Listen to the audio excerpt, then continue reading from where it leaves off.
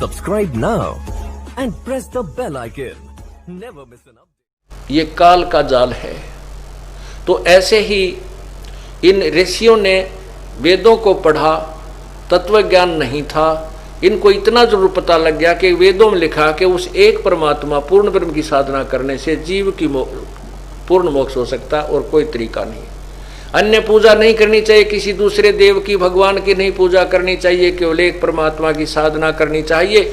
लेकिन उस एक परमात्मा को नहीं समझ करके ब्रह्म को ही फाइनल मान लिया और ओम नाम के जाप को पूर्ण परमात्मा का मानकर, और साथ में वो हठ योग लोक वेद से तप साधना करने लगे।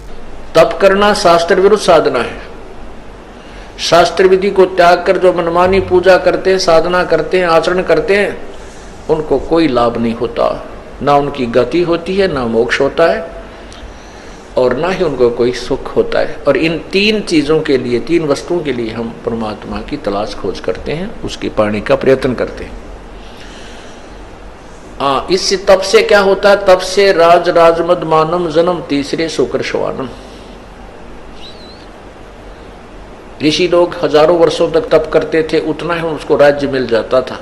प्रियव्रत नाम का राजा था, एक प्रियव्रत नाम का व्यक्ति था। उसने 11 अरब वर्ष तक तप किया। उसको उस तप के प्रतिफल में उतना ही समय तक शासन मिल गया, वो राजा रहा।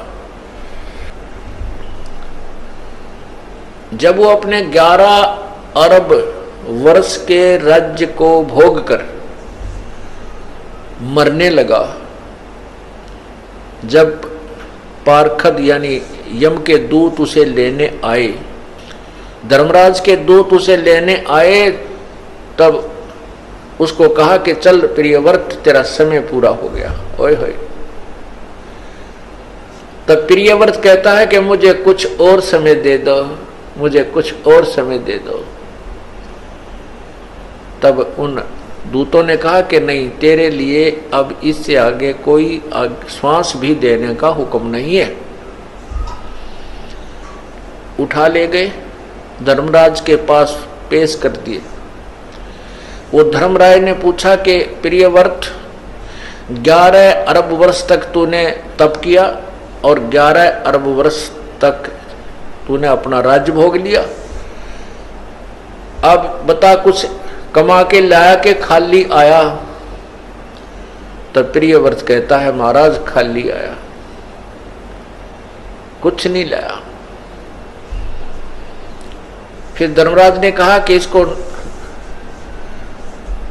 गधे की जूनी दो, गधे की योनि में डाल दो, इसका काला मुंह करो।